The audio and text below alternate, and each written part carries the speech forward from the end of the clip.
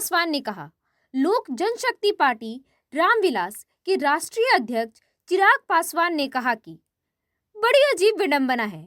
देख लीजिए, विरोध में चुनाव लड़ रहे हैं और सरकार बनेगी तो समर्थन दे रहे हैं।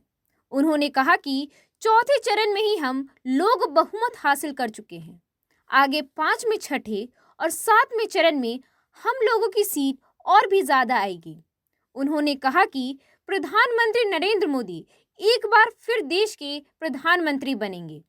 उन्होंने कहा कि इन लोगों की कोई नीयत नहीं है। यह लोग एक दूसरे का गला काटकर सत्ता के समीप पहुंचाना चाहते हैं, लेकिन देश की जनता फैसला कर चुकी है। इन लोगों में कौन किसको समर्थन दे रहा है, पहले तो आप उन्हीं के खिलाफ चुनाव लड़िएगा, हाँ, और उसके बाद उन्हीं को समर्थन देने की बात कीजिएगा।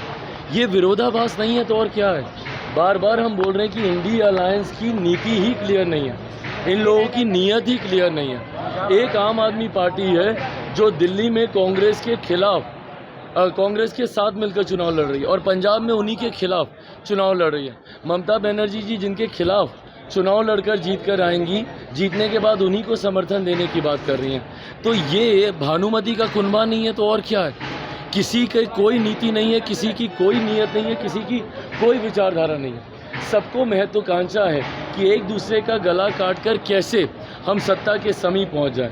हकीकत है, देश की जनता ये तमाम बातें देख रही है। देश की जनता ने बटा हुआ विपक्ष भी देखा है और प्रधानमंत्री जी के नामांकन और हर मंच पर एनडीए की एकजुटता भी देखी है।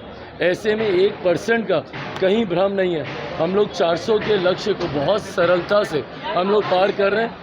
4 चरण के चुनाव हो चुके हैं। 5वें चरण के लिए परसों के बाद नामांकन बंद हो जाएगा।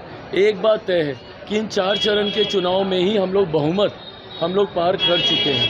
अब उसके बाद जितने आगे के 3 चरण हैं उसमें एनडीए अब अपने प्रदर्शन को कितना और बेहतर कर ले, लड़ाई उसकी है, बहुमत के पास अब होने वाली है।